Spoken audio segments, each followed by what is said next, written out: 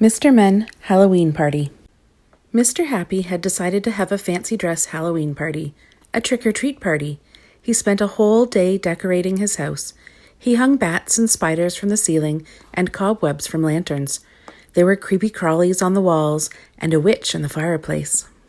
Mr. Happy spent all afternoon carving as many gruesome-looking pumpkins as he could find. 2 of them looked rather familiar. By the time the guests started to arrive, the garden was covered with glowing pumpkins. Mr. Happy dressed up as a vampire to greet his friends. Little Miss Magic dressed up as a witch and arrived on a flying broomstick.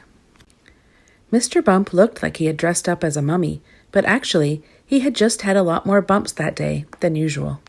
And there was someone dressed as a ghost, but nobody could work out who was under the sheet.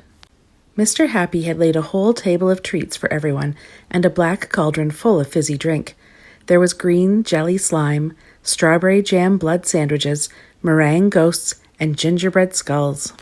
There were games to play as well, like bobbing for apples. Mr. Noisy won easily. Well, he does have a very big mouth. They played pin the tail on the witch's cat. Be careful, Mr. Clumsy. And they all admired each other's costumes. Mr. Nosy was very curious to know who the ghost was. Go on, then, he said to the ghost. I give up. Who are you? Wordlessly, the ghost rose up into the air. Little Miss Giggles giggled nervously. Oh, my, she squeaked. It's a real ghost.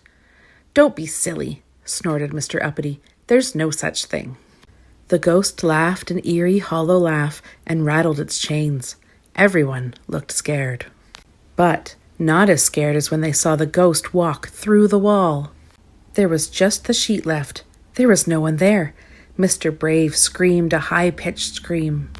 And then suddenly, Mr. Impossible appeared out of nowhere. My goodness, laughed Mr. Happy. That was quite some Halloween trick. You really had us scared. I wasn't scared, huffed Mr. Uppity as he crawled out from under the table. That was a clever disappearing trick, said little Miss Tiny. Yes, nearly as clever as that disappearing trick, exclaimed Mr. Impossible, pointing to the table that had been covered with treats, the table that was now empty, the table that Mr. Greedy was standing beside. A rather guilty-looking Mr. Greedy, a Mr. Greedy who couldn't help himself, a Mr. Greedy with a monster appetite.